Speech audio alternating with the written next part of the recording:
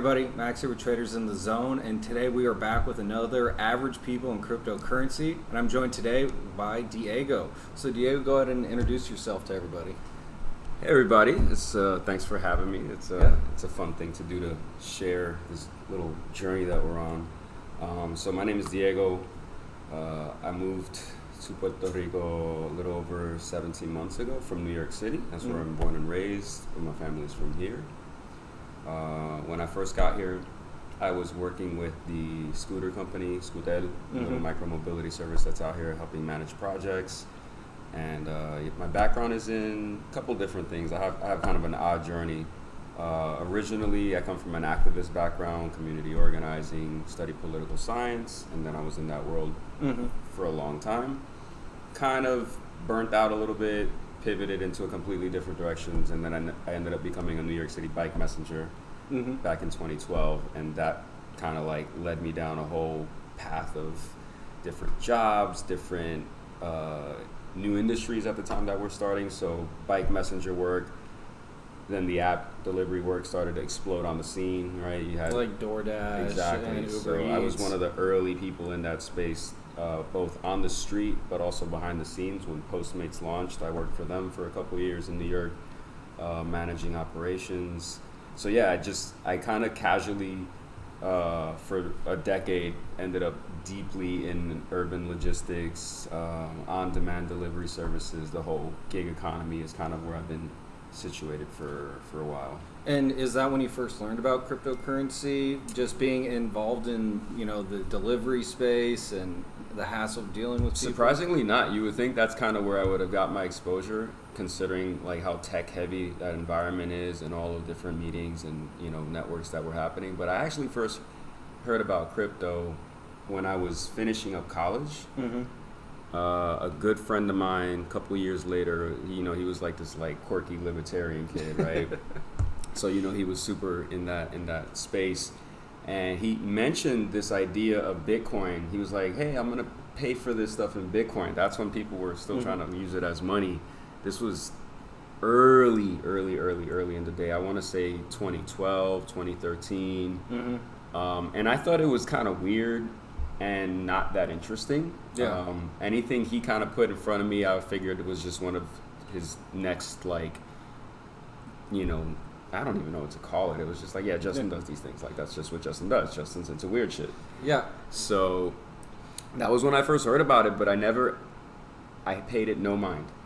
Yeah. That was my first exposure to it. And we're actually filming this video on the anniversary of the man paying 10,000 Bitcoin for 2 medium Don't tell me that's today. Yeah, it's pizza day today. Today is pizza day? Today is pizza day. Oh, God.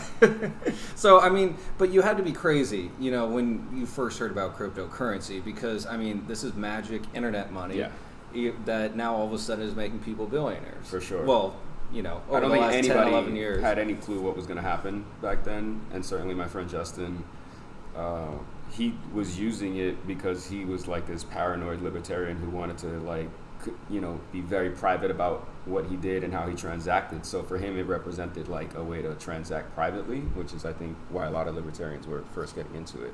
Yeah, well, exactly. And do you get most of your crypto information from your friends, or do you have specific news sites you go to? Yeah.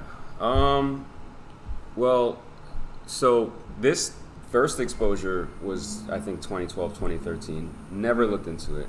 I don't know what happened in the last year, just around.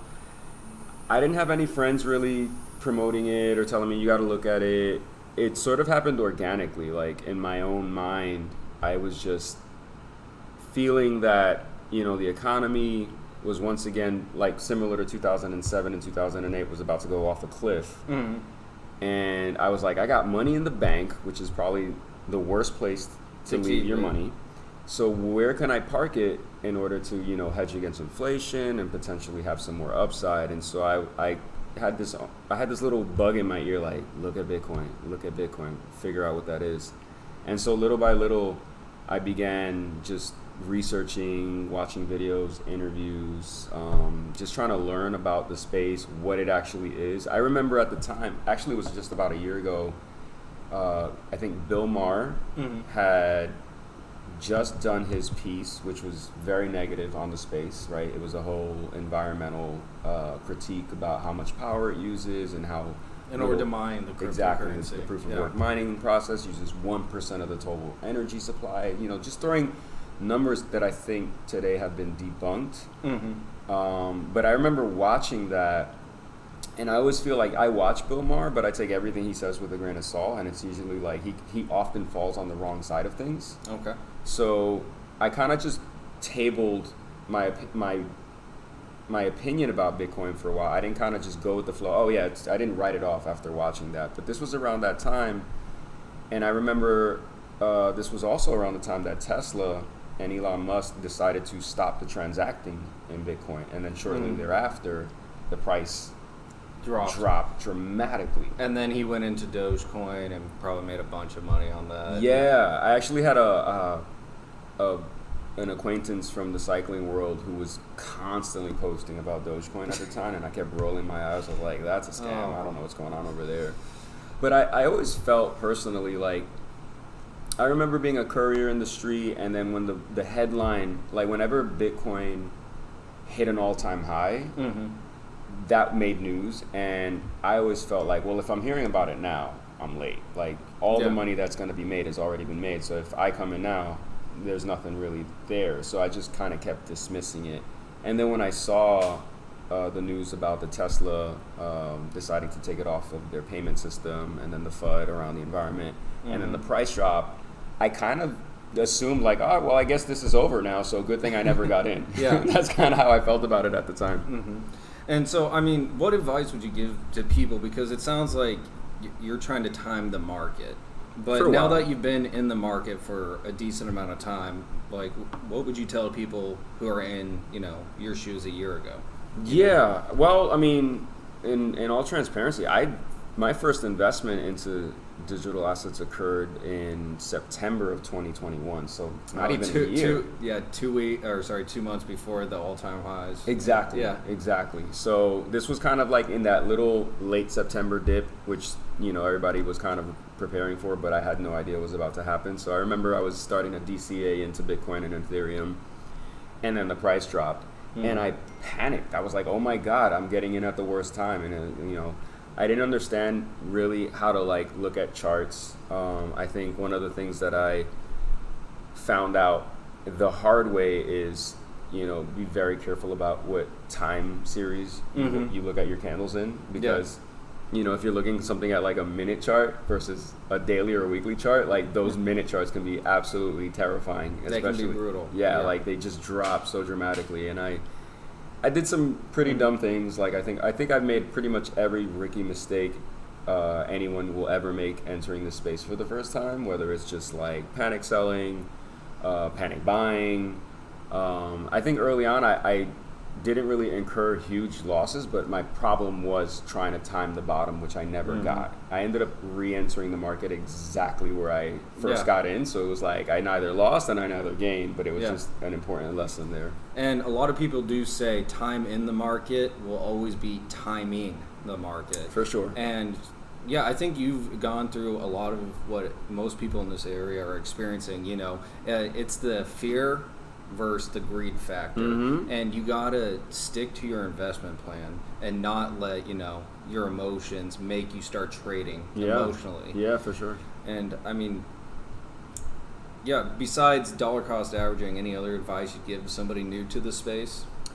So one of the things that put me over the deciding point, like, am I going to put money into this? I had been watching some interviews, and what really caught my attention was the idea that, technology is constantly evolving and we're becoming much more dependent on technology in terms of everything we do, and the pandemic kind of accelerated probably a few decades of change and compressed it into a few years. And so that rate of acceleration and the adoption of products and services that are going to be now based online made crypto and the blockchain the industry that everything is going to move towards. And I think Raoul Pal was one of the people that really got in my ear, maybe a little too soon, but this idea of retail having an opportunity of a lifetime to front run an industry before institutional investors and sovereign wealth funds have an opportunity to really start allocating. And that when that does happen, a lot of these scarce digital assets will appreciate dramatically. And so that was really exciting to me because it felt like generational wealth will be made available in a window of time starting now. For people who are paying attention and who otherwise, would have to work their whole life and correct. Maybe hit it big on either a home or a specific company. Yeah. And I mean, how are you trying to take advantage of, the cryptocurrency? I know you invest in it, but you also told me you started coding, correct? Yeah, well, I'm dabbling in looking at that educational path, right? So I did apply to a computer programming and web development school that's fairly new here in Puerto Rico, Holberton School. I applied, they accepted me. It's a 9 to 18 month course. They teach you a lot of front and back end basics. I have a 30-day period right now to decide if I'm going to be locked in order to deal with the cost of education, which isn't cheap, but you do pay it after you graduate and get a job. I feel like I know that technology is the present and the future. It is evolving. There is a shortage of programmers that's going to be needed in that field. So I'm wondering if an education in that space is going to set me up for, a viable, lucrative future in the industry, which right now has my attention. So I'm kind of playing it day by day. I'm seeing how the material and the methodology feels. But you're looking long term because you believe cryptocurrency is here to stay, and you want to be, instead of just holding coins, you want to be actively working on projects. Exactly. So in addition to having a pretty irresponsibly large allocation in crypto, which consists of basically my life savings at this point. That being said, I took that chance because, I don't have to worry about where I'm going to live day to day. I don't have to worry about. Thankfully, I feel extremely lucky, especially right now, that there are certain basic things in my life that I don't have to worry about. And so, if my conviction in this asymmetrical reality is right on a long enough time frame, 3 to 5 years or more, then what we're seeing today will eventually fade into the background, and I shouldn't be too worried. So that allows me to sleep, because I think right now, given how much I'm invested in and how far down it's come from my entry, I should be not sleeping. I should be freaking out, but I'm not. So, Yeah, when in doubt, zoom out. Just make sure you don't have a lot of margin that you've been trading Never on. did anything margin, never borrowed nothing. It's all money that I've accumulated. And I guess a good last question for you would be, what projects are you currently interested in that you want to let people know about? Obviously, it sounds like Bitcoin is one of the biggest projects you're into. My largest allocation is in Ethereum. Bitcoin, Solana, Matic represent my largest holdings. I gambled a little bit. I call it gambling because I feel like I made a big mistake, right? Be very careful with people that shill on the internet. I think at the peak of the bull market cycle in the fall, people were just promoting projects, and I let one get the best of me, and that was Kadena. And even though Kadena may at some future point have a promising, situation for the space, I bought in way too high. And so I've seen probably a 90% fall in that price. And so things that I've learned, be patient. It's never going to fully run away from you. And, if something interests you because somebody online says something about it, take the time to do more research, and also just chart correctly so you know that you're not going to end up chasing a top. I think part of the problem right now is that all of us in hindsight are seeing how inflated all of the markets were, and with what the Fed is doing, trying to bring down inflation and change the interest rates. They are really coming after the cost of everything. They really want to bring things down. So a lot of us got in at the most inflated. Those of us who came in late 2021 got in at maybe one of the most tricky times, because now we're seeing better prices on everything that we've ever seen in a very long time. More research. Don't chase tops. If you chase the top, you've already missed it. You're gonna be somebody else's exit liquidity. Set stop losses. I know that's something that's really hard, especially when you're doing something and you're not sure what's gonna happen. I think had I set a responsible stop loss and been, unemotional about it and just been willing to take a certain loss so that I can preserve that capital and hold it, Yeah.